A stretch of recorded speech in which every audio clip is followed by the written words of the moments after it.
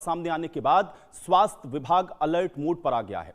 पश्चिम बंगाल में 2 नर्स समेत 5 लोग निपाह वायरस की चपेट में आने की खबर के बाद आसपास के राज्यों में भी सतर्कता को और बढ़ाया गया है, क्योंकि निपाह वायरस कोई आम बीमारी नहीं है।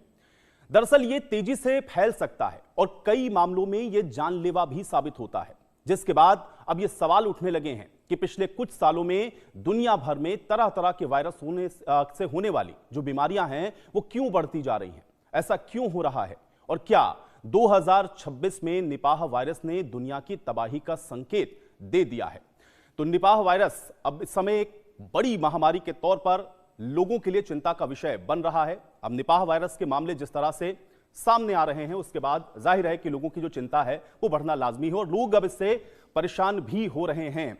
अब निपाह वायरस चूंकि दस्तक दे रहा है, पश्चिम बंगाल में जिस तरह से ये मामले बढ़े हैं, तो क्या एक नई महामारी की जो दस्तक है वो एक तरीके से जो संकेत है वो दे रही है। आज इसको आपको बताएंगे। अब देश में 8वीं बार ऐसा हो रहा है जब ये निपाह वायरस फैल रहा है। इससे जुड़ी हुई कुछ अहम बातें सबसे पहले आप समझिए। दरअसल पश्चिम बंगाल में सबसे पहले 2 जो नर्स हैं वो इस वायरस के लक्षण से ग्रसित पाए गए हैं। ये निपाह वायरस कैसे दस्तक दे रहा है इसको आपको हम बता रहे हैं। पुणे के नेशनल इंस्टीट्यूट ऑफ वायरोलॉजी में इस वायरस की पुष्टि हो चुकी है।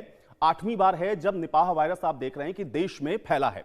बारासात के एक निजी अस्पताल में ये दोनों नर्स बताया जा रहा है कि काम करती हैं, जहां पर इनके अंदर ये निपाह वायरस पाया गया है। दोनों नर्सों के बाद एक महिला और पुरुष समेत 3 और लोग ऐसे हैं जो कि बताया जा रहा है कि निपाह वायरस से ग्रसित हैं और इसलिए यह अलार्मिंग सिचुएशन दिख रही है। पश्चिम बंगाल में संक्रमितों की जो संख्या है वो बढ़कर के 5 हो गई है, यानी कि अभी ये आंकड़ा 5 है, लेकिन ये जिस तरह से फैलता है वो बहुत डेंजरस है। निपाह वायरस से पीड़ित 2 मरीज ऐसे भी हैं जो कि वेंटिलेटर के सपोर्ट पर हैं और इसलिए हम ये कह रहे हैं कि ये जो चिंता का सबब है निपाह वायरस क्यों है। एक और महत्वपूर्ण बात है, निपाह वायरस से जो पीड़ित एक नर्स है वो कोमा में चली गई है। ये जो वायरस है वो इस तरह से अटैक करता है कि आदमी कोमा तक में जा सकता है। इसके अलावा वायरस से पीड़ित 2 अन्य मरीजों की भी हालत बेहद गंभीर बताई जा रही है। इसके अलावा इन मरीजों के जो लोग संपर्क में आए हैं, करीब ऐसा बताया जा रहा है कि 120 लोग ऐसे हैं जिनको ट्रेस आउट किया गया है, जिनको ट्रैक किया गया है और इनके अंदर भी अब ये खोजा जा रहा है कि कहीं ये इससे संक्रमित तो नहीं है। इसमें परिवार के सदस्य, डॉक्टर, नर्स, एम्बुलेंस चालक और अन्य स्वास्थ्य कर्मी भी शामिल हैं जिनके अंदर ये निपाह वायरस हो सकता है कि उससे इफेक्टेड हों।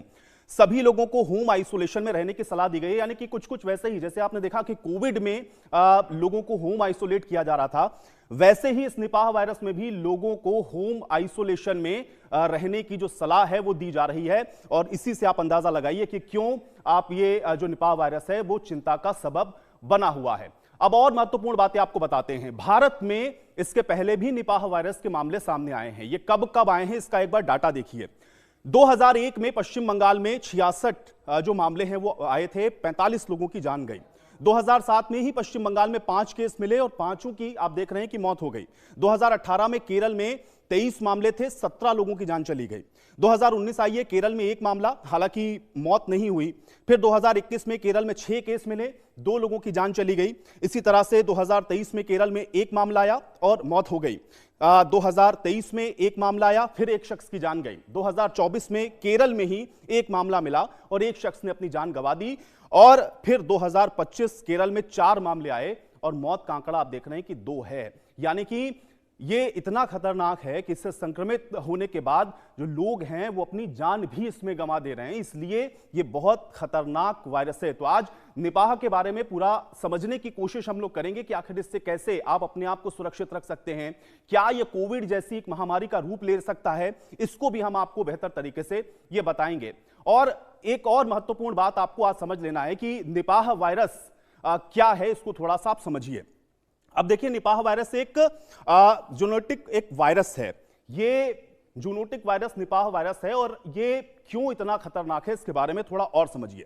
ये बीमारी बताया जाता है कि जानवरों से इंसानों में फैलती है, तो यानी कि जो जानवर हैं वो इसका सोर्स हैं और उससे अगर किसी भी तरह से आप संपर्क में हैं तो ये वायरस आपको हो सकता है।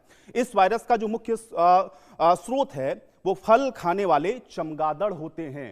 आप याद करिए कोविड के समय में भी इसी तरह की बातें कही गई थी। यह वायरस सबसे पहले साल 1999 में मलेशिया में पाया गया था, यानी कि इसका ओरिजिन अगर आप देखेंगे, पहला जो केस था वो मलेशिया में पाया गया था और मलेशिया के सुंगई निपाह इलाका है जहां पर इसको पहचाना गया था और इसलिए इसका जो नाम है वो निपाह पड़ा है।